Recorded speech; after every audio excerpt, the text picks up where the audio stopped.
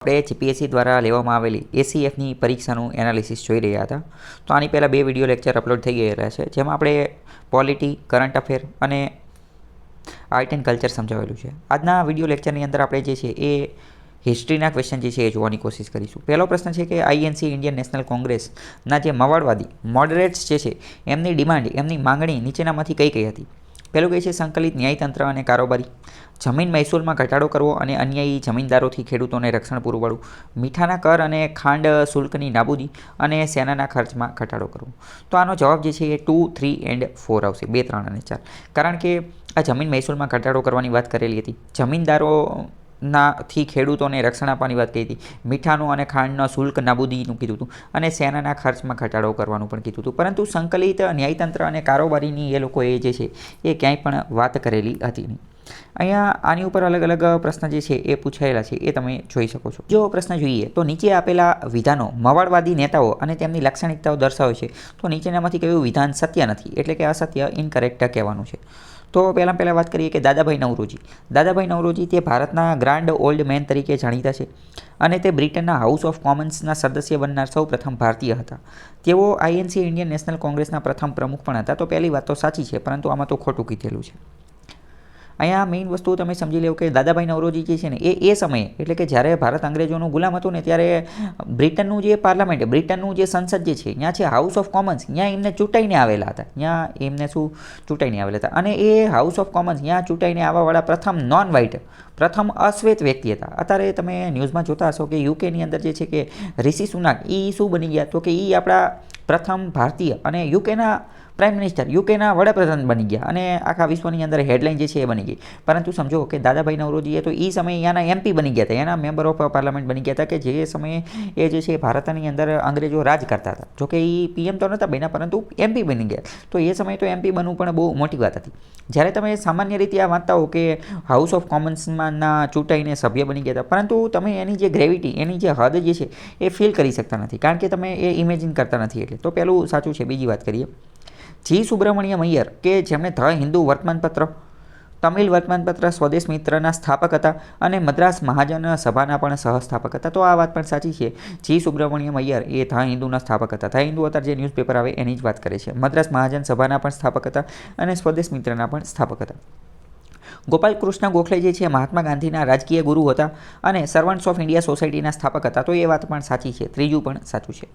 Sir Surendranath Banerjee, sir જે છે એ જેને નાઇટહુડનો એવોર્ડ મળેલો હોય ઇંગ્લેન્ડ તરફથી, બ્રિટનની રાણી તરફથી, એની આગળ સર લાગે તો સુરેન્દ્રનાથ બેનર્જી, એમણે ભારતીય મુલકી સેવા, ઇન્ડિયન સિવિલ સર્વિસીસ ઉત્તીર્ણ કરી હતી, પરંતુ વંશીય ભેદભાવના કારણે છૂટા કરવામાં આવ્યા હતા. બાદમાં રાષ્ટ્રગુરુ અને ઇન્ડિયન બુર્ક તરીકે ઓળખાયા હતા. તો આ વાત પણ સાચી છે. ટૂંકમાં જોઈએ તો 4 વિધાન સાચા છે. અહીંયા ઇનકરેક્ટ પૂછેલું છે, તો મતલબ જવાબ શું આવશે? 1, 2, 3, 4 તમામે તમામ જે છે એ સાચા છે. ઘણી બધી વાર આ પ્રશ્ન પણ પૂછાતું હોય છે નાની પરીક્ષામાં કે આ ઇન્ડિયન બુર્ક તરીકે કોણ ઓળખાતું હોય છે? તો ઇન્ડિયન બુર્ક તરીકે આપણે જોયું કે સર સુરેન્દ્રનાથ બેનર્જી જે છે એ ઓળખાય છે. આગળનો બીજો પ્રશ્ન જોઈએ, આઈએનસી કોંગ્રેસ વિશે, કોંગ્રેસના ઉગ્રવાદી નેતાઓ વિશે નીચેના વિધાનો જે છે એ ધ્યાનમાં લો.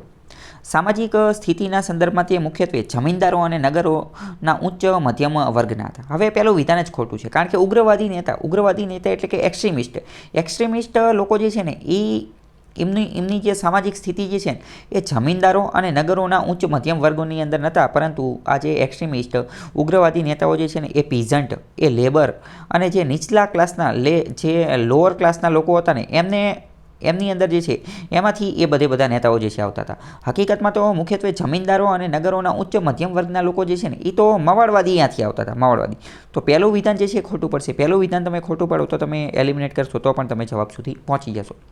બીજી વાત કરીએ કે આ એક્સ્ટ્રીમિસ્ટ લોકો, આ જે ઉગ્રવાદી લોકો હતા એમને જ કીધેલું હતું કે ભારતની સમસ્યાઓનો રામબાણ ઇલાજ શું છે? તો કે સ્વરાજ છે. જો ભારતની દરેક ગરીબી, બેરોજગારી અથવા ભારતનું જે શોષણ થાય છે એ બધાનું સમાધાન આપણે જો પ્રાપ્ત કરવું હશે ને તો સ્વરાજ મેળવવું પડશે. પહેલાં અંગ્રેજોને અહીંથી હાંકી કાઢવા પડશે, એવું આમને કીધું હતું. તો બીજું સાચું છે. ત્રીજું, જનતાની ભાગીદારી અને બલિદાન આપવાની ક્ષમતામાં તેમને અપાર વિશ્વાસ હતો. એ વાત સાચી, એમને કીધેલું હતું, કારણ કે એમને જનતાની અંદર વિશ્વાસ હતો. નીચલા, નાના, ગરીબ બધા જ લોકોની અંદર એમને વિશ્વાસ હતો અને બલિદાનની બધાની વાત કરતા હતા.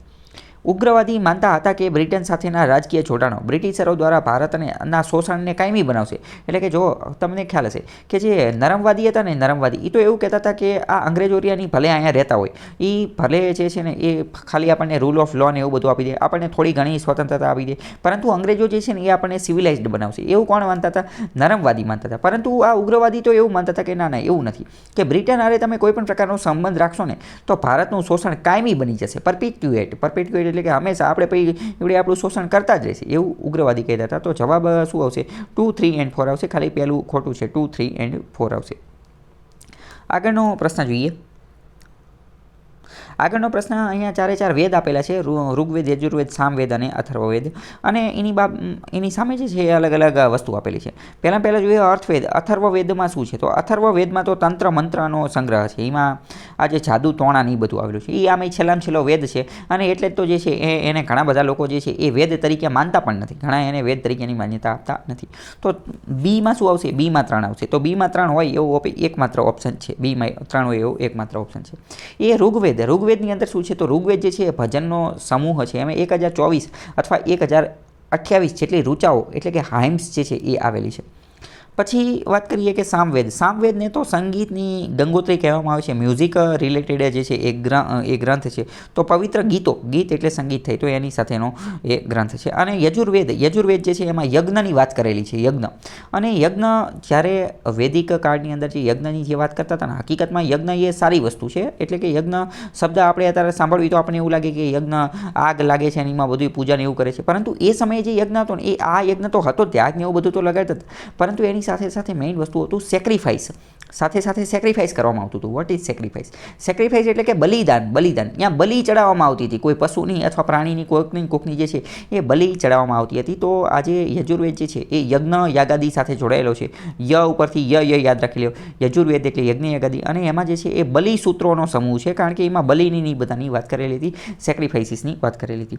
અમુક વાર બીજો આ પ્રશ્ન પણ પૂછાતો હોય છે કે ઋગ્વેદ, સામવેદ, અથર્વવેદ અને યજુર્વેદ, એની સામે એનો જે ગોપપથ, સતપથ, ઐતરેય અને પંચવિસા, આ બધા જે છે એ એની સાથે જોડાયેલા અમુક ઉપનિષદો છે. તો એની સાથે જોડાયેલું ઉપનિષદ કયું છે એ તમારે કહેવાનું હોય છે. તો આનો આન્સર આપણે ડાયરેક્ટ જોઈએ. ઋગ્વેદ જે છે, ઋગ્વેદ એ ઐતરીય સાથે જોડાયેલું છે. ઋગ્વેદ સાથે જોડાયેલો કયો છે? તો કે ઐતરીય ઉપનિષદ. પછી સામવેદ સારસને જોઈએ તો સ્વદેશી ચળવળ વિશે નીચેના વિધાનો ધ્યાન લો. સ્વદેશી ચળવળ જે છે 1905ની અંદર થઈ હતી, બંગાળની અંદર એની શરૂઆત થઈ હતી. તો પહેલું એમ કહે છે કે 1905ના મુંબઈના ઐતિહાસિક ગોવાલિયા ટેન્ક મેદાનમાં બહિષ્કાર અને ઠરાવ પસાર કરવામાં આવ્યો હતો અને સ્વદેશી ચળવળની ઔપચારિક ઘોષણા કરવામાં આવેલી હતી. પહેલું વિધાન જે છે ને એ બિલકુલ ખોટું છે. કેમ? કારણ કે 1905માં થઈ હતી એ વાત સાચી, પરંતુ એ મુંબઈનું આજે ગોવાલિયા ટેન્ક મેદાનમાં નહોતું થયું. ગોવાલિયા ટેન્ક મેદાનની અંદર તો QIM થયું હતું. QIM શું છે? તો કે ક્વિટ ઇન્ડિયા મિશન. તો મતલબ કે હિન્દ છોડો ચળવળ જે છે ને, હિન્દ છોડો ચળવળ એ અહીંયા થઈ હતી ગોવાલિયા ટેન્કની અંદર. તો પહેલું વિધાન તો બિલકુલ ખોટું છે. પછી હિતબડીને અહીંયા હિતાબ્દી આને વાંચવામાં આવે છે. હિતાબ્દી, સંજીવની અને બેંગાલી.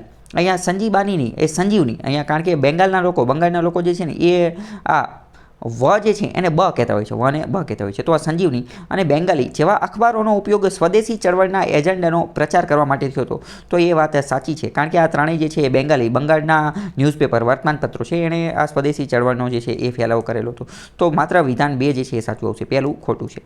અહીંયા તમે જોઈ શકો છો. બીજો એક પ્રશ્ન અમુક વાર પણ પૂછાતો હોય છે કે પ્રથમ એ ન્યૂઝપેપર કયું હતું કે જેણે એવું છાપ્યું હતું કે બંગાળના ભાગલા થયા, બંગાળના ભાગલાની ન્યૂઝ દર્શાવતું છાપું કયું હતું? તો એ હતું સંજીવની છાપાની અંદર જ તે પહેલી વાર આવ્યું હતું કે બંગાળના ભાગલા જે છે એ પડી ગયા છે. 1883નો વર્ષ હતો ત્યારે કે મિત્ર એટલે કે કૃષ્ણકુમાર મિત્ર હતા ને, એમણે બંગાળી જર્નલ લોન્ચ કરેલી હતી જેનું નામ હતું Sanjivani. It was the first newspaper to announce the partition of the Bengal. બંગાળના ભાગલાની જાણકારી આપતું પ્રથમ ન્યૂઝપેપર એ કયું હતું? સંજીવની હતું. અને આની અંદર જે છે એ condition of the workers associated with the tea planters in Assam. આસામની અંદર ટી એટલે કે ચાના બગીચા સાથે જોડાયેલા મજૂરોની જે દયનીય સ્થિતિ હતી એના વિશે પણ આની અંદર જે છે એ વાત કરેલી હતી.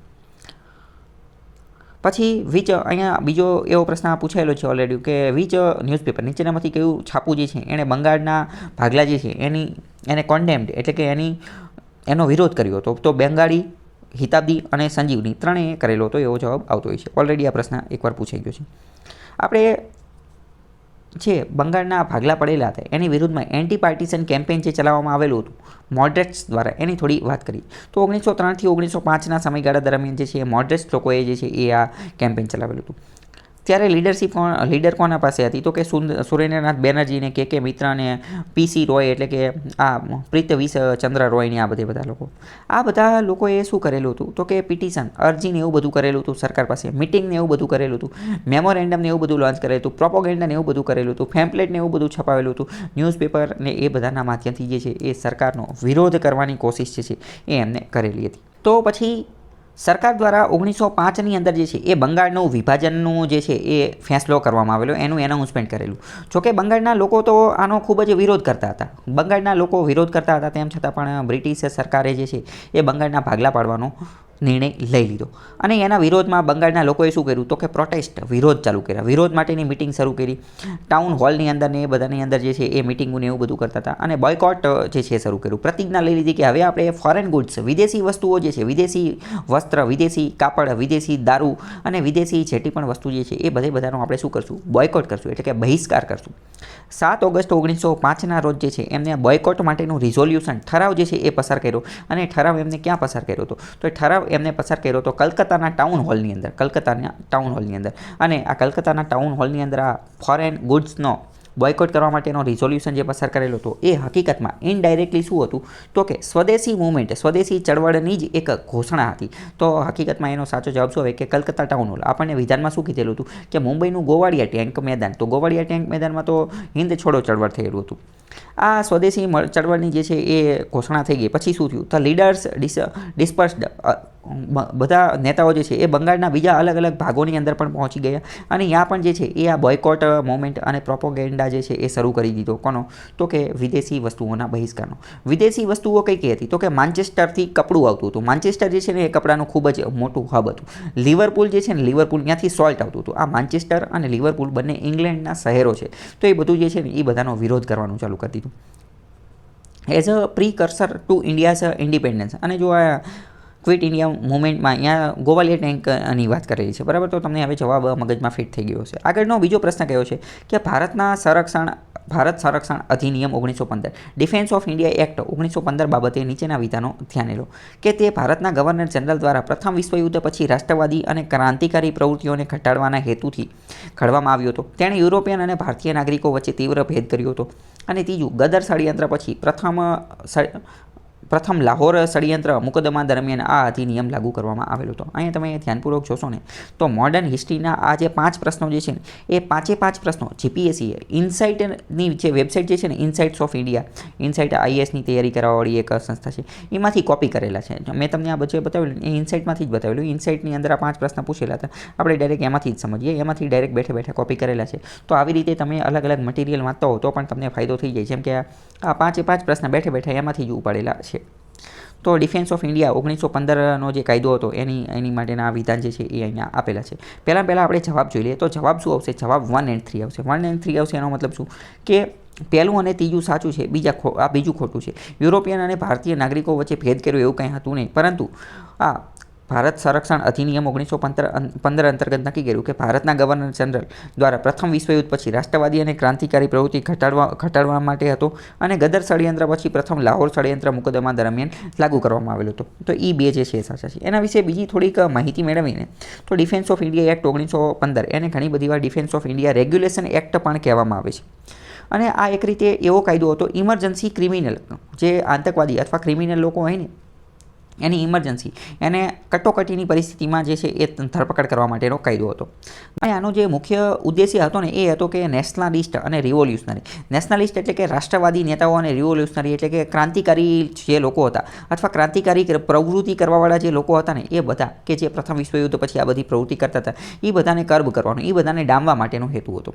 બીજો પ્રશ્ન છે કે લખનઉ પેક્ટ, લખનઉ કરાર થયેલો હતો ભારતીય રાષ્ટ્રીય કોંગ્રેસ અને મુસ્લિમ લીગ એ બંનેની વચ્ચે જે લખનઉ કરાર થયેલો હતો. તો એ બંને અંતર્ગત એ બંનેના આ લખનઉ કરાર થયા પછી following political demands before the government. બંને ભેગા થઈ અને સરકાર સમક્ષ કઈ કઈ ડિમાન્ડ જે છે એ રાખેલી હતી. તો પહેલું તો એવું કહે છે કે તે બંને જે છે એ સ્વરાજ સેલ્ફ ગવર્મેન્ટ જે છે એની માંગણી કરેલી હતી. બીજું એવું કહે છે કે મુસ્લિમોને અલગ મતદાર મંડળો જે છે એની માંગણી કરેલી હતી. અને ત્રીજું જે છે એ all the members of the viceroy's executive council, વાયસરોયની જે કારોબારી સમિતિ જે છે એના બધા જ સભ્યો જે છે એ ભારતીય હોવો જોઈએ, આવી વાત કરેલી હતી.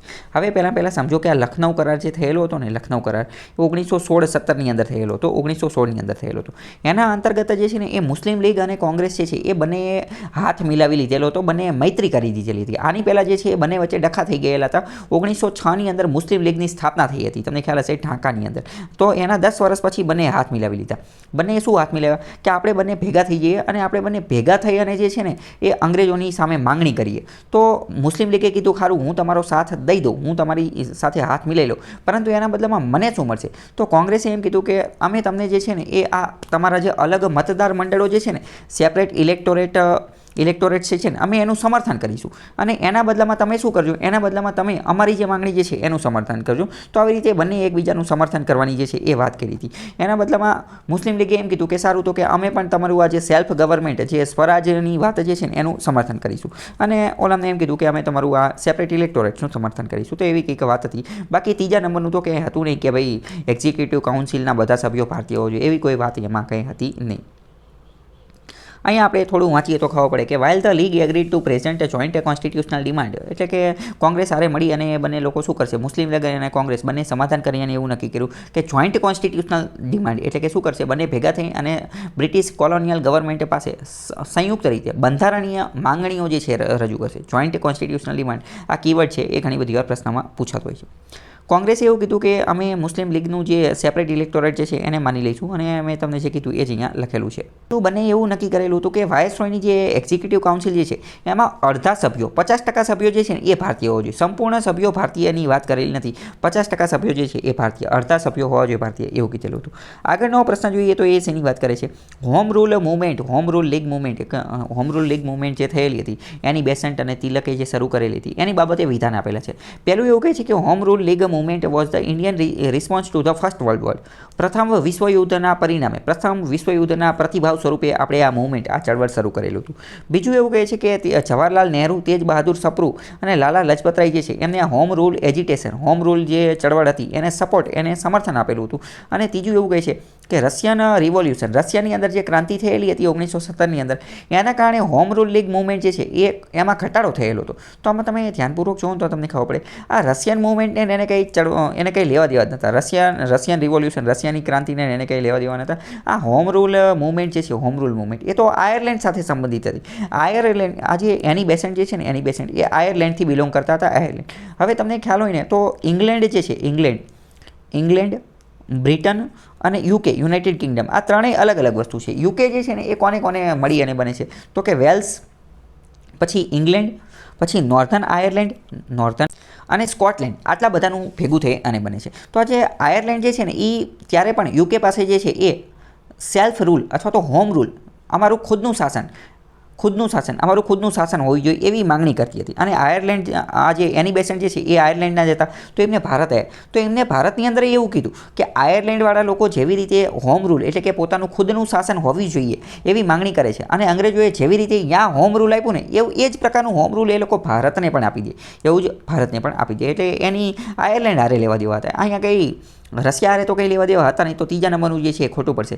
બાકીના બંને જે છે એ સાચા છે, કારણ કે પ્રથમ વિશ્વયુદ્ધના પરિણામ સ્વરૂપે આપણે આ ચાલુ કરેલું હતું અને નહેરુને, તેજ બહાદુર સપ્રુને, લાલા લજપતરાય એની બધાએ જે છે એ આનું સમર્થન કર્યું હતું. તમે જોઈ શકો છો કે ઇન્ડિયન હોમ રૂલ લીગ જે છે were organised in on the lines of Irish home rule league. આયર્લેન્ડની અંદર જે હોમ રૂલ લીગ હતી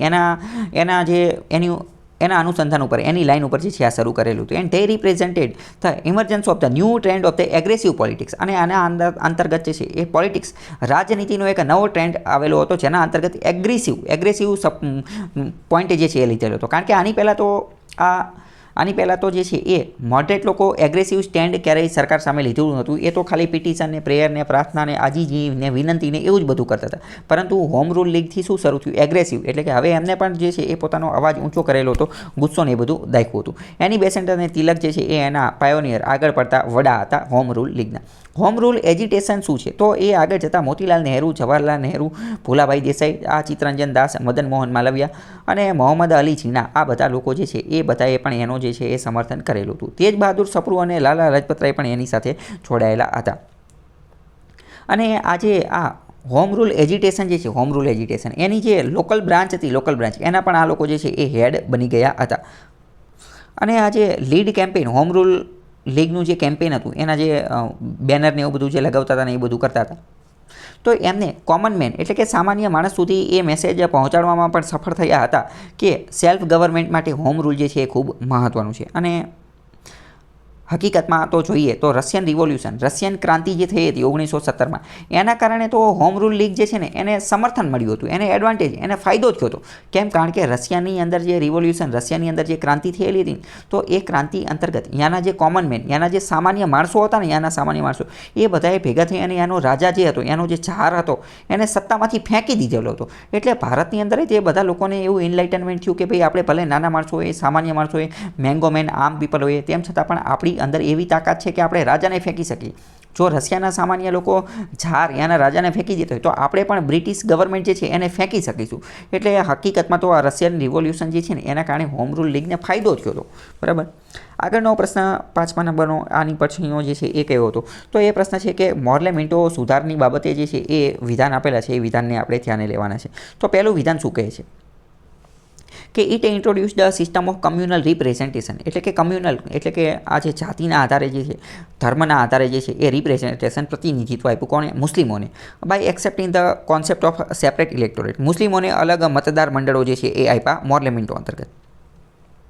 બીજું એવું કહે છે કે it retained official majority in the central legislative assembly, કેન્દ્રીય જે વિધાનસભા હતી, કેન્દ્રીય વિધાનસભા એની અંદર જે છે એ ઓફિશિયલી રીતે મેજોરિટી જાળવી રાખી, મેજોરિટી જાળવી, પરંતુ but allowed the provincial legislative council to have an official majority, અને પ્રોવિન્શિયલ પ્રાંતની અંદર પણ જે છે એ નોન ઓફિશિયલ મેજોરિટીની વાત કરી. ત્રીજા નંબરનું શું કહે છે કે it granted franchise to a limited number of people, થોડા ઘણા લોકોને જે છે, ફ્રેન્ચાઇઝનો મતલબ શું છે? ફ્રેન્ચાઇઝનો મતલબ મત આપવાનો અધિકાર આપ્યો, થોડા ઘણા લોકોને મત આપવાનો અધિકાર આપ્યો. કોના આધારે? તો કે પ્રોપર્ટી, સંપત્તિના આધારે, ટેક્સ એટલે કે કરના આધારે, અને એજ્યુકેશન, શિક્ષણના આધારે અમુક લોકોને જે છે એ મત આપવાનો અધિકાર આપ્યો. તો એ વાત જે છે એ ખોટી છે, કારણ કે એવું કંઈ એજ્યુકેશન અને પ્રોપર્ટી અને ટેક્સ એ બધાના આધારે કંઈ મત આપવાનો ને એવો કોઈ અધિકાર મોર્લેમેન્ટો અંતર્ગત આપેલો નહોતો. મત આપવાનો અધિકાર તો 1919ના મોન્ટેગ્યુ ચેમ્સફોર્ડ અંતર્ગત હતો. જવાબ માત્ર પહેલો અને બીજો જે છે, પહેલું અને બીજું વિધાન એ જ, બે જ વિધાન સાચા છે. ત્રીજું વિધાન જે છે એ ખોટું છે. આપણે 1909નો જે મોર્લેમેન્ટો એક્ટ હતો એની થોડી વાત કરીએ. આ આખી વાત કઈ છે? તો કે 1909ની અંદર જે કાયદો આવેલો હતો એની હતી. તો કે it retained official majority central legislative કાઉન્સિલમાં જાળવી રાખી હતી, પરંતુ એટલે કે કેન્દ્રની અંદર જે ધારાસભા હતી એમાં તો એમને પોતાની બહુમતી જાળવી રાખી હતી, પરંતુ એવું કીધું હતું કે પ્રોવિન્શિયલ, પ્રાંતીય લેવલની જે સરકાર જે છે, પ્રાંતીય લેવલની જે લેજિસ્લેટિવ કાઉન્સિલ જે છે ને, ત્યાં નોન ઓફિશિયલ લોકોની મેજોરિટી, બહુમતી જે છે એ રહી શકશે. અને 1909ના કાયદા અંતર્ગત જ તો એમને નક્કી કરેલું હતું કોમ્યુનલ રિપ્રેઝન્ટેશન ફોર મુસ્લિમ્સ, મુસ્લિમ લોકો માટે જે છે એ અલગ મતદાર મંડળો જે છે એ રજૂ કરેલા હતા. અને ત્યારથી જ તો જાતિ જે હિન્દુ મુસ્લિમના ઝઘડા જે છે એનો પાયો નાખી દીધેલો હતો. અને આ સેપરેટ ઇલેક્ટોરેટ, અલગ મતદાર મંડળ, એનો મતલબ શું? એનો મતલબ એમ કે જે મુસ્લિમ મતદાર મંડળો હશે ને એ જગ્યાએ મુસ્લિમ વ્યક્તિ જ ઊભા રહી શકશે અને એને મુસ્લિમ લોકો જ મત આપી શકશે. એ ઊભોય મુસ્લિમ રહી શકે અને એને મત પણ મુસ્લિમ જ આપી શકે. પછી આગળ જતાં 1919માં જે ગવર્મેન્ટ ઓફ ઇન્ડિયા એક્ટ આવ્યો હતો, જેને આપણે મોન્ટેગ્યુ ચેમ્સફોર્ડ એક્ટ કહીએ છીએ, granted franchise to the limited number. તો 1919માં જે એક્ટ આવેલો હતો ને એના અંતર્ગત આ મતદાનનો અધિકાર આપવામાં આવેલો હતો. 1909ની અંદર નહોતો આપેલો. 1909 કયો હતો? તો કે મોર્લેમેન્ટો. અને 1919 કયો હતો? મોન્ટેગ્યુ ચેમ્સફોર્ડ. તો મોન્ટેગ્યુ ચેમ્સફોર્ડ અંતર્ગત કીધેલું હતું કે મતદાન આપવાનો અધિકાર આપવામાં આવશે, અને એ પણ અમુક લોકોને જ તે પ્રોપર્ટી, ટેક્સ અને એજ્યુકેશનના આધારે. બરાબર. તો તમારો ડાઉટ ક્લિયર થયો છે. આગળનો પ્રશ્ન શું છે નીચેના પૈકી કઈ ચળવળને ગાંધીજીએ હિમાલય જેવડી મોટી ભૂલ કહી હતી? હિમાલયન બ્લેન્ડર કોને કીધેલું હતું? તો આ તો એકદમ સહેલો પ્રશ્ન છે, ક્લાસ 3માં ઘણી બધી વાર પૂછાય છે. એનસીએમ અસહકારની ચળવળ, એનસીએમ નોન કોઓપરેશન મૂવમેન્ટ જે છે, નોન કોઓપરેશન મૂવમેન્ટ અસહયોગની ચળવળ ગાંધીજીએ શરૂ કરેલું હતું 1920ની અંદર. પરંતુ 2-3 વર્ષ પછી એટલે કે 1922ની અંદર 2 વર્ષ પછી જે છે એ ચોરી ચોરા કાંડ થયેલો હતો અને ચોરી ચોરા કાંડ અંતર્ગત બધા લોકો નાગરિકોએ ભેગા થઈ અને શું કર્યું હતું તો કે ચોરી ચોરાનું યુપીની અંદર જે પોલીસ સ્ટેશન હતું એ પોલીસ સ્ટેશન આખું સળગાઈ દીધું હતું, બધા પોલીસોને અંદર પૂરી અને સળગાઈ દીધેલા હતા. તો ત્યારે ગાંધીજીએ કીધેલું હતું કે ભારતની પ્રજા હજી જે છે એ સત્યાગ્રહ કરવા માટે સક્ષમ નથી, કારણ કે સત્યાગ્રહ કરવા માટે મન શાંત હોવું જોઈએ, ગુસ્સો ન આવવો જોઈએ, મગજને એ બધું શાંત હોવું જોઈએ, ગુસ્સાને દૂર કરવો જોઈએ. પરંતુ હજી તો આ બધા તો આ હિંસા કરવામાં નહીં બધામાં માને છે, બધાને હળગાઈ દીધા તાત્કાલિક. તો મતલબ કે ભારતની પ્રજા હજી આ સત્યાગ્રહ માટે ચળવળ નથી. એટલે હવે હું આ ચળવળ જે છે ને એનસીએમ નોન કોઓપરેશન મૂવમેન્ટ અસહયોગનું આંદોલન એ બંધ કરી દઉં છું. એ હું શું કરું છું? બંધ કરી દઉં છું. અને કીધું કે મારી બહુ મોટી ભૂલ થઈ ગઈ, હિમાલય જેટલી મોટી ભૂલ થઈ ગઈ. કેમ? કારણ કે અને ત્યારે એમને એક વાત કીધેલી હતી કે અહિંસાનું મૂલ્ય નહીં સમજનારા લોકોના હાથમાં સત્યાગ્રહનું શસ્ત્ર આપી અને મેં હિમાલય જેવડી મોટી ભૂલ કરેલી છે એવું કીધેલું. તો આનો જવાબ એ આવશે. આગળ વાત કરીએ કે 1907માં સુરત ખાતે માવાડવાદી અને ઉગ્રવાદી વચ્ચે ભાગલા પડવાના મુખ્ય કારણો પૈકી કયા હતા? ઓપ્શન પહેલો છે કે માવડવાદી બહિષ્કારની ચળવળને બંગાળ સુધી સીમિત રાખવા માંગતા હતા, જ્યારે ઉગ્રવાદીઓ આ આંદોલનને દેશના તમામ ભાગમાં લઈ જવા માંગતા હતા. તો પહેલી વાત બિલકુલ એટલે બિલકુલ સાચી છે. કેમ? બીજું વિધાન એવું કહે છે કે ઉગ્રવાદીઓ એટલે કે એક્સ્ટ્રીમિસ્ટ ઈચ્છતા હતા કે 1907નું સત્ર સુરતમાં તિલક અથવા લાલા લજપતરાયના પ્રમુખ પદ હેઠળ યોજાય, જ્યારે માવડવાદીઓ ઈચ્છતા હતા કે આ સત્ર નાગપુર ખાતે રાસબિહારી ઘોષના પ્રમુખ પદે યોજાય. બીજું વિધાન જે છે ને એ ખોટું છે. એ હકીકતમાં અડધું સાચું છે ને અડધું ખોટું છે, પણ એક્ઝેક્ટલી જોઈએ તો બીજું વિધાન ખોટું છે. આનો સાચો જવાબ માત્ર 1 આવશે.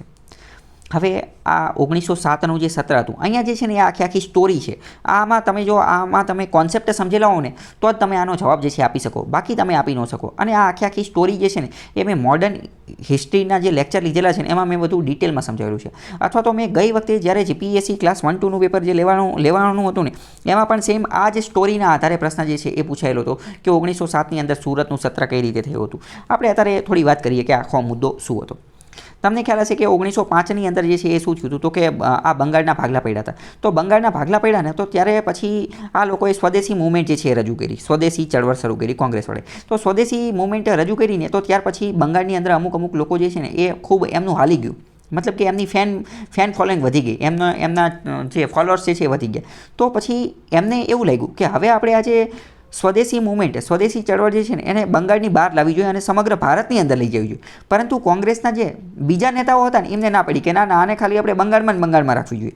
તો જે લોકોએ એમ કીધું, જે યુવાન નેતાઓ હતા કે જેને એમ કીધું ને કે આ બંગાળની બહાર લઈ જવી જોઈએ અને જે લોકોનું માર્કેટિંગ થઈ ગયું, જે લોકોને ખૂબ જ ફેન ફોલોઈંગ વધી ગઈ, એ લોકો કોણ હતા? એ લોકો હતા એક્સ્ટ્રીમિસ્ટ. એ લોકો કયા હતા તો કે મવાળવાદી હતા. સોરી, એ લોકો કોણ હતા? ઉગ્રવાદીઓ. એક્સ્ટ્રીમિસ્ટ એ લોકો કોણ હતા તો કે ઉગ્રવાદીઓ હતા. અને જે લોકોએ એમ કીધું કે હવે આને બંગાળમાં રાખવી જોઈએ તો એ બધા તો જૂની વિચારસરણીવાળા હતા, વૃદ્ધ લોકો હતા, જે જૂના બધા લોકો હતા. અને એ કોણ હતા તો કે એ મવાળવાદી એટલે કે મોડરેટ્સ હતા. આવી બધી વાત છે. તો હવે સમજો, આ ઉગ્રવાદી લોકો હતા ને, એક્સ્ટ્રીમિસ્ટ લોકો, એમનું ખૂબ હાલી ગયું હતું. એમને ધીમે ધીમે ફેન ફોલોઈંગ એમની વધી ગઈ હતી, કારણ કે આ સ્વદેશી મૂવમેન્ટની અંદર એમને ખૂબ સારું કામ કરેલું હતું. પણ બંગાળમાં જ ખૂબ સારું કામ કર્યું હતું. હવે માની લો કે આ જે ઉગ્રવાદી નેતાઓ, જે એક્સ્ટ્રીમિસ્ટ લોકો જે છે એમને હજી બહુ રાષ્ટ્રીય લેવલના, બહુ મોટા લેવલના નેતા બનવું હોય તો શું કરવું પડે? એમને જો બહુ મોટા લેવલના નેતા બનવું હોય ને તો એમને કોંગ્રેસના પ્રમુખ બનવું પડે. શું બનવું પડે? કોંગ્રેસના પ્રમુખ બનવું પડે. કારણ કે અત્યારે તો એમને કોઈ એટલા બધા લોકો ઓળખતા નહોતા, ખાલી બંગાળની અંદર ઓળખતા હતા. અને બંગાળની અંદર જે ખાલી યુવાન લોકો ઓળખતા હતા, બહુ ઝાઝા કંઈ ઓળખતા ન હતા. એટલે પછી આ લોકોએ એમ કીધું કે સારું હાલો અમારે કોઈક પ્રમુખ તો બનવા દો. તો આ વાત 1905ની અંદર એમને સ્વદેશી મૂવમેન્ટ ચાલુ કરી. તો પછી વાત આવી 1906ની. તો 1906ની અંદર આ જે એક્સ્ટ્રીમિસ્ટ લોકો હતા ને, ઉગ્રવાદી લોકો, એમને એમ કીધું કે સારું વાંધો નહીં, કે અમારા જે છે એ પ્રમુખ બનાવો, અમારા પ્રમુખ બનાવો. તો કે કોને પ્રમુખ બનાવો? તો એ એક્સ્ટ્રીમિસ્ટ લોકોએ કીધું કે કાં તિલકને બનાવો અને કાં લાલા લજપતરાયને બનાવો. ઉગ્રવાદીઓમાં મુખ્યત્વે 3 નેતાઓ હતા, લાલ, બાલ અને પાલ. એ તમે સાંભળેલું હશે, લાલા લજપતરાય, બાલ ગંગાધર તિલક અને આ બિપિનચંદ્ર પાલ છે બિપિનચંદ્ર પાલ. આ ઉપરાંત અરબિંદો ઘોષ, પછી બીજા જે છે એ પણ એક્સ્ટ્રીમિસ્ટની અંદર જોડાયેલા હતા. બરાબર, આપણે આગળ સ્ટોરીમાં વધીએ. તો એમને એવી વાત કીધી કે કાં તો તમે તિલકને બનાવો અને કાં તો લાલા લજપતરાયને બનાવો. તો આ લોકોએ શું કર્યું? જે મોડરેટ્સ નરમવાદી નેતાઓ હતા ને, નરમવાદી નેતાઓ, માવડવાદી, એમને એમ કીધું, એમને શું કર્યું, એમને એક નામ આગળ કર્યું. કયું નામ આગળ કર્યું? હવે સમજો, એક રીતે સમજો કે એક્સ્ટ્રીમિસ્ટ લોકોએ એમ કીધું કે કાં તિલકને બનાવો અને કાં લાલા લજપતરાયને બનાવો. તો મોડરેટ લોકોએ એક ગેમ ખેલી ગયા, એક ગેમ રમી ગયા. એમને શું કીધું? એમને એક નામ આગળ કર્યું. એ નામ કોણ હતું? એ નામ હતું દાદાભાઈ નવરોજીનું. દાદાભાઈ નવરોજીનું. હવે દાદાભાઈ નવરોજી જે છે ને, એ તો બહુ મોટા નેતા હતા, એ તો બહુ લેટેસ્ટ લેવલના નેતા હતા. અને દાદાભાઈ નવરોજીને તો આ એક્સ્ટ્રીમિસ્ટ નેતા લાલ બાલ પાલ અને એ બધાએ ત્યાં અમને બહુ મોટું માન આપતા હતા. કારણ કે સમજો, હવે ઘરની અંદર કંઈક બહુ મોટો પ્રસંગ હોય અને કોઈક રિહાઈને બેઠું હોય અથવા તો કોઈક કંઈ માનતું ન હોય અને એવા સમયે ઘરના કોઈક વડીલ આવી જાય અને વડીલ આવી અને એમને સમજાવે તો પછી એમને માનવું પડે. તો બસ એવી જ વસ્તુ હતી. હવે તિલક અને લાલા લજપતરાય એ બેનું દાદા પાસે કંઈ હાલે એવું નહોતું. દાદાભાઈ નવરોજી જે છે એની પાસે કંઈ ચાલે એવું હતું નહીં. કેમ? કારણ કે આ બે કરતાં ત્યાં મોટા લેવલના નેતા હતા. એટલે પછી તો તિલક અને લાલા લજપતરાય જે છે એ તો પ્રમુખ બની ન શકે. કારણ કે એ બેને હવે એમ તો કહી નહીં કે ના દાદાભાઈ નવરોજીની સાઈડમાં હટાવો અને મને બનાવો. એટલે પછી આ બંનેનું પત્તું કપાઈ ગયું. વાત 1905માંથી ક્યાં પહોંચી? 1906. એટલે 1906ની અંદર તમને ખ્યાલ હશે કે દાદાભાઈ નવરોજી જે છે ને એ કોંગ્રેસના પ્રમુખ બન્યા હતા. દાદાભાઈ નવરોજી કોંગ્રેસના પ્રમુખ બન્યા. હવે તો દાદાભાઈ નવરોજી બની તો ગયા પ્રમુખ, પરંતુ તેમ છતાં પણ આ જે એક્સ્ટ્રીમિસ્ટ લોકો હતા ને, ઉગ્રવાદી લોકો, એમને બીજું પણ એક કામ કરી લીધું. એ કે ભલે કે તમારા નેતા ભલે બનતો હોય, પરંતુ એક કામ કરો, સ્વરાજ નામનો શબ્દ જે છે ને એનો ઠરાવ જે છે ને એ પસાર કરી નાખો. સ્વરાજ નામનો શબ્દ જે છે એનો ઠરાવ પસાર કરી નાખો. તો તમને ખ્યાલ હશે કે પહેલાં તો કોંગ્રેસના લોકો હતા, જે મવાળવાદી નેતાઓ હતા, મોડરેટ નેતા હતા, એમનું તો ખાલી એવું જ માનતા હતા કે આપણે ખાલી ડોમિનિયન્ટ સ્ટેટસ આપી દો, અમારે તો અંગ્રેજો ભલે આયા રહેતા, ખાલી અમને થોડી ઘણી સ્વતંત્રતા આપી દો. પરંતુ 1906ની અંદર જે એક્સ્ટ્રીમિસ્ટ લોકો, જે ઉગ્રવાદી નેતાઓ હતા ને, એમનું માર્કેટિંગ વધી ગયું હતું, એમની ફેન ફોલોઈંગ વધી ગઈ હતી. એટલે એમને એમ કીધું કે વાંધો નહીં, હવે અમારા નેતાનો બનાવે તો કાંઈ નહીં, પણ સ્વરાજ જે છે હવે તો આપણે સંપૂર્ણ સ્વરાજ લઈને જ માનશું. તમે અત્યાર સુધી જે કહેતા હતા એ હવે અમે માનશું નહીં. એટલે સ્વરાજ નામનો શબ્દ જે છે એ પસાર કરી દીધો. તો ઘણી બધી વાર પરીક્ષામાં પ્રશ્ન પૂછતા હોય છે કે સ્વરાજ શબ્દનો પહેલી વાર ઉલ્લેખ ક્યારે થયો? 1906માં. સ્વરાજ શબ્દનો ઉલ્લેખ કોણે કર્યો? તો કે દાદાભાઈ નવરોજીએ. તો આ પ્રશ્ન એટલા માટે પૂછતા હોય છે કારણ કે આ આખી સ્ટોરી છે. હવે પછી આવતા વર્ષે પાછું ફરીથી જે છે એ અધિવેશન યોજાવાનું હતું. ક્યારે? તો કે 1907ની અંદર. હવે 1907ની અંદર ફરીથી જે છે એ કોણ આવશે? તો કે મોડરેટ્સ અને એક્સ્ટ્રીમિસ્ટ બંને પોતપોતાના નેતા રજૂ કરશે કોંગ્રેસના પ્રમુખ બનવા માટે. તો 1907ની અંદર જે એક્સ્ટ્રીમિસ્ટ એટલે કે જે આ ઉગ્રવાદીઓ હતા ને, એમને એમ કીધું કે હારું હાલો, ઓલી વખતે તો કે તમે દાદાભાઈ નવરોજીને બોલાવી લીધા, પરંતુ હવે ફરીથી એમને એમ કીધું કે કાં તો લાલા લજપતરાયને બનાવો અને કાં તો તિલકને બનાવો. અને કાં તો એમને એમ કીધું કે તિલકને જે છે એ બીજી વાર 1907માં તો એમને જે છે એ તિલકનું જ નામ જે છે રજૂ કરેલું હતું કે તિલકને જે છે એ નેતા બનાવો, ગમે એ કરો કે તિલકને તમે નેતા બનાવો. તો હવે બીજી વાર જે છે ને એ બીજી વાર પણ મોડરેટ્સ લોકો ગેમ કરી ગયા. મોડરેટ્સ લોકોએ બીજી વાર શું ગેમ કરી નાખી? મોડરેટ્સ લોકોએ બીજી વાર જે છે ને એ આખું અધિવેશન સુરત રાખ્યું. તમને એવું લાગે સુરત રાખવાથી શું થાય? તો સુરત રાખવાથી કામ એ થાય કે આ કોંગ્રેસના જે અધિવેશન થતા હતા ને એનો એક નિયમ હતો. એનો એક નિયમ એ હતો કે જે કોઈ પણ જગ્યાએ, જે કોઈ પણ સિટી, જે કોઈ પણ શહેરની અંદર એનું આયોજન થાય ને, જે કોઈ પણ શહેરની અંદર કોંગ્રેસનું અધિવેશન યોજને, તો એ શહેરનો જે વ્યક્તિ હોય ને, એટલે કે એ રાજ્યનો જે વ્યક્તિ હોય ને, એ રાજ્યનો વ્યક્તિ એનો પ્રેસિડેન્ટ ન રહી શકે. તો હવે એક્સ્ટ્રીમિસ્ટ લોકોએ એમ કીધું કે તિલકને બનાવો. તિલક ક્યાંના હતા? તો તિલક જે છે ને એ મહારાષ્ટ્રના હતા. તિલક જે છે એ સમયે મુંબઈ, એ સમયે તો મહારાષ્ટ્ર રાજ્ય હતું નહીં, તે સમયે બોમ્બે રાજ્ય હતું. કયું? બોમ્બે રાજ્ય હતું. બોમ્બે. તિલક જે છે એ પૂનાથી બિલોંગ કરતા હતા, પૂનામાં રહેતા હતા અને એ સમયે જે છે એ બોમ્બે રાજ્ય હતું, બોમ્બે રાજ્ય. અને સુરતનો સમાવેશ બોમ્બે રાજ્યમાં થતો હતો, બોમ્બે રાજ્યમાં. એટલે મોડરેટ્સ લોકો ગેમ કરી ગયા. શું ગેમ કરી ગયા? એક્સ્ટ્રીમિસ્ટ લોકોએ કીધું કે ભાઈ તિલકને જે છે એ પ્રમુખ બનાવો, પરંતુ મોડરેટ્સ એમ કીધું સારું પણ જે અધિવેશન જે છે ને એ જ સુરતમાં રહેશે. હવે અધિવેશન સુરતમાં રહે એટલે ઓટોમેટિક જ તે જે છે એ તિલક પ્રેસિડેન્ટની રેસમાંથી નીકળી જાય. કેમ? કારણ કે અત્યારે તો મેં તમને કીધું કે જે શહેરની અંદર અધિવેશન હોય ને, તો એ રાજ્યનો જે રહેવાસી હશે, એ રાજ્યનો વ્યક્તિ જે છે એ ક્યારેય પણ જે છે એ આ અધિવેશનનો પ્રમુખ બની શકે નહીં. બરાબર? તો આ આખું ગેમ હતું. એટલે 1906ની અંદર પહેલી ગેમમાં તો શું થયું? એમને દાદાભાઈ નવરોજીનું પત્તું જે છે એ ખેલી ગયા. કોણ? મોડરેટ્સ લોકો. અને 1907ની બીજા નંબરની ગેમની અંદર એમને કયું પત્તું ખેલા? તો કે સુરતની અંદર જે છે એ અધિવેશન રાખી દીધું અને સુરતની અંદર અધિવેશન રાખ્યું. પરંતુ પછી તો તમને ખ્યાલ હશે, એટલે જ તો સુરતની અંદર શું થયું? સુરતની અંદર પછી જે મોડરેટ્સ લોકો હતા, જે નરમવાદી લોકો હતા, એની ઉપર ચંપલ ફેંકવામાં આવ્યા, જૂતા ફેંક્યા. કોણે? તો કે એક્સ્ટ્રીમિસ્ટ, ઉગ્રવાદી નેતા હોય. ઉગ્રવાદીએ કીધું કે તમે શું તમારી મનમાની કરો છો? ઓલી વખતે એમના પ્રમુખ ન બનવા દીધા, આ વખતે પ્રમુખ ન બનવા દીધા. અને 1907ની અંદર એક ખતરનાક વસ્તુ થઈ ગઈ. શું થઈ ગઈ? SS Surat split. સુરતની અંદર શું થયું? ડખા થઈ ગયા. અને મોડરેટ્સે એમ કીધું કે તમે તમારા રસ્તે, એક્સ્ટ્રીમિસ્ટે એમ કીધું અમે અમારા રસ્તે. બરાબર? અને પછી શું થઈ ગયું? ભાગલા થઈ ગયા. નરમવાદી અને ઉગ્રવાદી જે છે એની વચ્ચે ભાગલા થઈ ગયા. તો આ આખો કોન્સેપ્ટ છે કે જે તમને આખી ખબર હોવી જોઈએ. આ તમે ક્યારે 1905 1906 અને 1907ની અંદર જે તમામ વસ્તુ થઈને એને તમે ઇન્ટિગ્રેટેડ એક સાથે આખી સ્ટોરીના માધ્યમથી કે શું થયું, ક્યારે થયું, કેવી રીતે થયું એ તમે સમજો ને તો તમે બધાનો જવાબ જે છે સમજી શકો. હવે તમને આખી સ્ટોરી ખબર હોય તો હવે તમે જોજો ક્લાસ 3માં અમુક નાના પ્રશ્ન પૂછાતા હોય તો હવે તમે એનું સિગ્નિફિકન્સ, એનું મહત્વ સમજી શકો કે આવા નાના પ્રશ્ન શા માટે પૂછાતા હોય. એ કંઈ એમને નથી પૂછતા હોતા. ઇતિહાસની અંદર એનું કંઈક મહત્વ હોય છે, આટલું મહત્વ હોય છે એટલે એ પ્રશ્ન પૂછાતા હોય છે. બરાબર, તો અહીંયા હવે ખ્યાલ આવી ગયો હશે કે તમને કે જવાબ કઈ રીતે આવે. આગળ બીજો પ્રશ્ન જોઈએ કે ભારતના આધુનિક ઇતિહાસમાં સાબરમતી આશ્રમનું મહત્વ શું છે. તો કે એ મહાત્મા ગાંધીનું અંતિમ નિવાસસ્થાન હતું. તો એ અંતિમ નિવાસસ્થાન તો હતું નહીં. કેમ? કારણ કે આની પણ એક સ્ટોરી છે. કારણ કે આ જે દાંડી માર્ચ, દાંડી યાત્રા, મીઠાના સત્યાગ્રહનો આરંભ જે છે ને એ અહીંયાથી થયો હતો 1930ની અંદર. અને આ મીઠાના સત્યાગ્રહનો આરંભ જ્યારે ગાંધીજીએ સાબરમતી આશ્રમથી કર્યો હતો ને ત્યારે એમને એક ડાયલોગ માર્યો હતો, બહુ ખતરનાક ડાયલોગ. શું ડાયલોગ માર્યો હતો? ગાંધીજીએ એવું કીધું હતું કે હું કાગડા કૂતરાની મોતે મરીશ, હું કાગડા કૂતરાની મોતે મરીશ, પરંતુ સ્વરાજ લીધા વગર પાછો નહીં ફરું, સ્વરાજ લીધા વગર પાછો નહીં ફરું. પરંતુ તમને ખ્યાલ છે કે 1930ની અંદર એમને દાંડી માર્ચ, દાંડી યાત્રા કરી 12 માર્ચ 1930 શરૂ કરી હતી અને 5 એપ્રિલ 1930ના રોજ પૂરી થઈ હતી. બરાબર, ટોટલ 25 દિવસ લઈ ગયા હતા એમને આ દાંડી યાત્રા કરતા.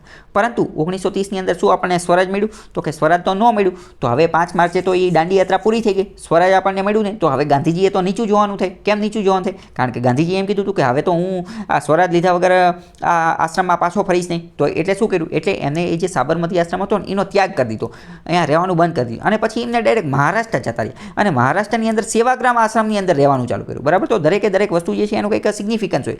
ગાંધીજીએ બધા જે ડાયલોગ માર્યા તો એ ડાયલોગ પાછળનું કંઈક વસ્તુ હોય. જેમ કે ક્લાસ 3ની એક્ઝામમાં ઘણી બધી વાર એ પ્રશ્ન પૂછે છે કે હું કાગડા કૂતરાની મોતે મરીશ પરંતુ સ્વરાજ લીધા વગર પાછો નહીં ફરું. આવો ડાયલોગ એમને ક્યારે બોલ્યા હતા? તો કે આ શરૂઆત કરી યાત્રાની, દાંડી માર્ચની, ત્યારે બોલ્યા હતા. તો પછી પાછા આવ્યા હતા? તો કે નહોતા આવ્યા. તો ક્યાં જતા રહેતા? તો મહારાષ્ટ્રના સેવાગ્રામ આશ્રમમાં જતા રહેતા. તો અંતિમ નિવાસસ્થાન તો એ એમનું હતું નહીં, તો એમને ત્યારે જ છોડી દીધું હતું. તો પહેલું ખોટું પડશે. પહેલું તમે ખોટું પાડો તો ડાયરેક્ટ જવાબ સુધી પહોંચી જાઓ. બીજી વાત કરીએ આશ્રમની, મીઠાનો સત્યાગ્રહની આ આરંભ થયો હતો તો એ મેં તમને કહી દીધું, એ સાચી વાત છે. અને ભારત સરકાર દ્વારા તેને રાષ્ટ્રીય સ્મારક, નેશનલ મોન્યુમેન્ટ જે છે એ ઘોષિત કરવામાં આવેલું છે. તો એ વાત પણ સાચી છે. એ વાત ત્રીજું પણ સાચું છે. એ હું તમને સાથે બીજું પણ કહી દઉં, ગાંધીજી જે જગ્યાએ જે આ દાંડી માર્ચનું આયોજન કરેલું હતું ને એ દાંડી માર્ચ માટેનો જે રસ્તો જે છે ને એને હેરિટેજ રૂટ તરીકે ઘોષિત કરવામાં આવેલો છે, હેરિટેજ રૂટ તરીકે. અને આ જે દાંડી માર્ચ જે છે ને, દાંડી માર્ચની યાત્રા એ વિશ્વની અંદર જેટલા પણ ખતરનાક લેવલના આંદોલનો જે છે ને, વિશ્વના ટોપ 10 ખતરનાક આંદોલનો કે જેણે ખૂબ જ મોટા પ્રમાણમાં અસર કરેલી હતી, એમાંનું એક આંદોલન જે છે ને એ આ દાંડી યાત્રા છે. એટલે કે વિશ્વના જે સારા આંદોલનોની અંદર પણ આ દાંડી માર્ચ જે છે એનું સ્થાન છે. અને નેશનલ હેરિટેજ રૂટ તરીકે એ માર્ગને ઘોષિત કરેલો છે. તો આ બધું તમને ખબર હોય છે. પુલિન દાસની આગેવાની હેઠળ ઢાકા અનુશીલન સમિતિ દ્વારા બારાહા લૂંટનું આયોજન કરવામાં આવેલું હતું. તો એ વાત બિલકુલ સાચી છે. ઢાકા અનુશીલન સમિતિ જે છે ને આ એક રીતની એક્સ્ટ્રીમિસ્ટ લેવલની વસ્તુ હતી, અથવા તો એક્સ્ટ્રીમિસ્ટ એટલે કે અથવા તો રિવોલ્યુશનરી, ક્રાંતિકારી પ્રવૃત્તિ અને જે હિંસામાં માનવાવાળા લોકો હતા. હવે સમજો, અહીંયા તમે સમજો ભારતનો ઇતિહાસ તમે જોશો ને મોડર્ન હિસ્ટ્રીનો, તો એમાં અમુક લોકો એવા છે કે જે અહિંસાના માર્ગ ઉપર ચાલવાવાળા હતા, જેમ કે ગાંધીજીની બધા. જ્યારે અમુક લોકો એવા હતા કે જે એક્સ્ટ્રીમિસ્ટ હતા, જે બહુ ખતરનાક હિંસાને એ બધું કરવામાં નહીં બધા માનતા. જ્યારે અમુક એવા હતા જે રિવોલ્યુશનરીવાળા હતા, એટલે કે ક્રાંતિકારી હતા, જે લોકોના માધ્યમથી ક્રાંતિ કરવાનું ને એ બધાનું કામ કરતા હતા. તો એ બધું તમારે સરખું સમજવું પડે. તો એમાંથી અનુશીલન સમિતિ, ઢાકા અનુશીલન સમિતિ એ કઈ હતી? તો એક ક્રાંતિકારી પ્રવૃત્તિ કરવાવાળી, સશસ્ત્ર હથિયારના માધ્યમથી હિંસા કરવાવાળી જે છે એ સમિતિ હતી, હિંસાવાળી સમિતિ હતી. અને એણે પુલિન દાસની આગેવાનીમાં બારાહા લૂંટ જે છે એનું આયોજન કરેલું હતું. તો પહેલું વિધાન બિલકુલ સાચું છે. પ્રફુલ્લ ચાકી અને ખુદીરામ બોઝે વાયસરોય હાર્ડિંજ ઉપર બોમ્બ જે છે એ ફેંક્યો હતો. તો બીજું વિધાન જે છે એ ખોટું છે. આનો જવાબ જે છે એ માત્ર એક આવશે. કેમ ખોટું છે એ આપણે થોડું અહીંયા સમજવાની કોશિશ. આ પ્રશ્ન પણ પૂછાતો હોય છે કે ધ બારાહા ડેકોઇટ, આ જે બારાહા લૂંટ થયેલી હતી a first major venture of the revolutionary terrorist, revolutionary લોકો દ્વારા, ક્રાંતિકારી લોકો દ્વારા જે આ ટેરરિસ્ટ પ્રકારનું કાર્ય કરવામાં આવેલું હતું એ પ્રથમ ખૂબ મોટું વેન્ચર હતું ભારતની ફ્રીડમ મૂવમેન્ટની અંદર. તો એ કયા જગ્યાએ થયેલું હતું? તો એ ઈસ્ટ બેંગાલની અંદર, પૂર્વ બંગાળની અંદર એમને આ આખું જે બારાહા ડેકોઇટ છે એ અહીંયા સ્થાપેલું હતું. પ્રથમ ઘટના હતી. અને આ કોની વિરુદ્ધમાં હતું? તો જે બારાહાના જમીનદાર હતા ને, બારાહાના જમીનદાર, એની ઉપર એમને એટેક કરેલો હતો. બારાહાના જે જમીનદાર હતા ને એનું જે ઘર હતું એની ઉપર એમને એટેક કરેલો હતો. બીજો એક પ્રશ્ન એવો પણ પૂછે છે કે કલકત્તાની અંદર અથવા બેંગાળની અંદર પ્રથમ રિવોલ્યુશનરી ગ્રુપ કયું હતું? એટલે કે ક્રાંતિકારી પ્રવૃત્તિ માટે રચવામાં આવેલું પ્રથમ ગ્રુપ કયું હતું? તો એ હતું અનુશીલન સમિતિ. હવે અહીંયા સમજો, અહીંયા વાત આ બહુ ખતરનાક વસ્તુ છે. અનુશીલન સમિતિ, અનુશીલનનો મતલબ શું થાય? અનુશીલનનો મતલબ થાય શાંતિ રાખવી અથવા શિસ્તમાં રહેવું. એક ઓલું મૂવી છે અમિતાભ બચ્ચનનું શાહરુખ ખાનનું મોહબ્બતે, એમાં શું કહે છે? શાસન ને અનુશાસન એવું કંઈક કહે છે. હા, તો આ અનુશીલન શબ્દ તમે વિચારો તો તમારા મગજમાં શું ખ્યાલ આવે કે અનુશીલન એટલે તો શિસ્તમાં રહેવાનું, શાંતિથી નહીં બધું રહેવાનું. પરંતુ હકીકતમાં આ જે અનુશીલન સમિતિ રહીને એનું મેઇન કામ શું હતું? એનું કામ તો રિવોલ્યુશનરી હતું. રિવોલ્યુશનરી એટલે કે ક્રાંતિકારી એટલે બંદૂક લઈને આર્મ્ડ હથિયારને એ બધું લઈ અને હિંસા કરવાનું નહીં બધું હતું. એટલે એનું નામ અને એનું કામ બેની વચ્ચે જે છે મેળ ખાતો નહોતો. બંગાળની અંદર બનાવવામાં આવેલું પ્રથમ રિવોલ્યુશનરી ગ્રુપ કયું હતું? અનુશીલન સમિતિ હતું. હવે આપણે વાત કરીએ કે બીજું વિધાન જે છે એ ખોટું કેમ છે. તો આજે ખુદીરામ બોઝ અને પ્રફુલ્લ ચાકી જે છે ને એ કોની સાથે જોડાયેલા છે? તો એ 1908ની અંદર જે મુઝફ્ફરપુર કોન્સ્પાયરેસી થઈ હતી, મુઝફ્ફરપુર યુપી ઉત્તર પ્રદેશની અંદર આવેલું હતું, એનું જે ષડયંત્ર થયેલું હતું ને એની સાથે જોડાયા હતા. ખુદીરામ બોઝ અને પ્રફુલ્લ ચાકી એ બંને એવો પ્લાન બનાવેલો મુઝફ્ફરપુર ષડયંત્ર અંતર્ગત કે આપણે અહીંના જે મેજિસ્ટ્રેટ, અહીંના જે જજ જે છે ને કિંગ્સફોર્ડ એને આપણે ઉડાડવી, કે મુઝફ્ફરપુરના જે જજ છે કિંગ્સફોર્ડ એની ઉપર આપણે બોમ્બ ફેંકવી અને એમને એની ઉપર બોમ્બ ફેંકો, એનું જે બગી હતી, એનું જે વાહન હતું ને એની ઉપર બોમ્બ ફેંકો. પરંતુ આ કિંગ્સફોર્ડ ને એ ત્યાંથી ભાગી ગયો અને 2 બ્રિટિશ મહિલાઓ જે છે ને એ મરાઈ ગઈ. 2 બ્રિટિશ મહિલાઓ મરાઈ ગઈ. આગળ જતાં ખુદીરામ બોઝ જે છે એને બ્રિટિશ પોલીસ ઓફિસર હતો આ નંદલાલ બેનર્જી એને ગોળીથી ઉડાડી દીધો અને આગળ જતાં shot dead by Narendranath Banerjee. અને આગળ જતાં નરેન્દ્રનાથ બેનર્જી હતો ને એણે આ નંદલાલ બેનર્જી જે છે એને મારી નાખ્યો અને પ્રફુલ્લ ચાકી જે છે એણે સ્યુસાઇડ કર્યું. એણે જે છે એ સ્યુસાઇડ કર્યું કારણ કે એને એમ હતું કે આ પોલીસ જે છે એને પકડી લેશે. એટલે સમજો કે ખુદીરામ બોઝ જે છે એને માર્યો નહોતો, પરંતુ ખુદીરામ બોઝ જે છે ને એની ધરપકડ કરી દીધી. ખુદીરામ બોઝની ધરપકડ કરી દીધી કોણે? તો કે નંદલાલ બેનર્જી. ઘણી વાર આ પ્રશ્ન પૂછે છે. નંદલાલ બેનર્જીની ધરપકડ કરી દીધી અને નંદલાલ બેનર્જી એક રીતે ભારતીય જ હતો, તો એણે ખુદીરામ બોઝની ધરપકડ કરી. એટલે નરેન્દ્રનાથ બેનર્જી હતો ને, નરેન્દ્રનાથ બેનર્જી એણે આ નંદલાલ બેનર્જીને મારી નાખ્યો, એને જે છે એ મારી નાખ્યો. અને આગળ જતાં ખુદીરામ બોઝ જે છે એને ફાંસીએ ચડાવી દીધો અને એક રીતે યંગેસ્ટ ઇન્ડિયન હતો કે જેને ફાંસીએ ચડાવી દીધેલો હતો. તો હવે તમે સમજ્યા કે આને હાર્ડિંગને કંઈ લેવા દેવા નથી. આમને તો કિંગ્સફોર્ડને મારવાના હતા, તો હાર્ડિંગ સાથે કોણ લેવા દેવો છે? તો હાર્ડિંગ ઉપર હુમલો કરવાનું કામ જે છે, હાર્ડિંગનું આખી વસ્તુ જે છે એ તો દિલ્હી કોન્સ્પાયરેસી, દિલ્હી ષડયંત્ર માટેનો કેસ હતો 1912ની અંદર. અને એની સાથે એના જે મેઇન હતા એ તો આ રાસબિહારી બોઝ હતા. રાસબિહારી બોઝે બંગાળ અને પંજાબની અંદર જે છે એ હાર્ડિંગ જે છે એને ઉડાડવાની કામ કરેલું હતું. બરાબર, તો આ તમને ડાઉટ ન હોવો જોઈએ. આગળનો બીજો પ્રશ્ન જોઈએ તો શું કહે છે કે સરદાર પટેલ બાબતે નીચેનામાંથી કયું વિધાન સાચું નથી? ઇનકરેક્ટ, ખોટું પૂછેલું છે. તો કે સરદાર પટેલ સ્વતંત્ર ભારતના પ્રથમ પ્રધાનમંત્રી અને ગૃહમંત્રી હતા, તો વાત સાચી છે. પહેલું, વલ્લભભાઈ પટેલનો જન્મ અમદાવાદમાં થયેલો હતો, તો આ વાત જ ખોટી છે. અમદાવાદમાં ક્યાં થયો હતો એમનો જન્મ? એમનો જન્મ તો નડિયાદની અંદર થયેલો હતો, કરમસદની અંદર થયેલો હતો, કરમસદ. એમના પિતાનું નામ ઝવેરભાઈ હતું, એ વાત સાચી છે. અને તે ભારતના લોખંડી પુરુષ તરીકે જાણીતા છે. આયરન મેન પિક્ચર આવેલું છે ને, આયરન મેન, ટોની સ્ટાર્ક, એ ભારતના આયરન મેન તરીકે જાણીતા છે. તો અમદાવાદમાં નહોતો થયો, આ વાત ખોટી છે. કેમ? કારણ કે કરમસદની અંદર થયેલું હતું. ભારતમાં રાષ્ટ્રીય એકતા દિવસ ક્યારે ઉજવાય છે? તો આજે 31 ઓક્ટોબરનો દિવસ જે છે એ રાષ્ટ્રીય એકતા દિવસ છે. અને એ આપણે સરદાર પટેલના જન્મદિવસ તરીકે તો ઉજવીએ છીએ, એમનો જન્મદિવસ છે. એટલે આની પહેલાંની પરીક્ષા હતી એમાં પણ સેમ આ જ પ્રશ્ન જે છે પૂછેલો હતો. અને અહીંયા તમે ધ્યાનપૂર્વક જુઓ ને તો આ 4 પ્રશ્ન 165, 66, 67 અને 68 4 પ્રશ્ન જે છે ને એ સરદાર પટેલ સાથે સંબંધિત જ છે. અને 30 તારીખે પેપર હતું અને 31 તારીખે જે છે એ 31 ઓક્ટોબરે સરદાર પટેલનો જન્મદિવસ છે, એટલે કદાચ આ પ્રશ્ન પૂછેલો છે. સ્ટેચ્યુ ઓફ યુનિટી બાબતે નીચેના પૈકી કયું સાચું નથી? આ ગુજરાતના નર્મદા જિલ્લામાં આવેલું છે, તો એ વાત તો સાચી છે. તેની ઊંચાઈ સ્ટેચ્યુ ઓફ લિબર્ટી જેટલી છે, તો એ વાત ખોટી છે. કારણ કે સ્ટેચ્યુ ઓફ યુનિટી વિશ્વનું સૌથી ઊંચું પૂતળું છે, વિશ્વનું સૌથી ઊંચું. તો સૌથી ઊંચું હોય તો આની જેટલી ક્યાંથી હોય? તો બીજું ખોટું છે.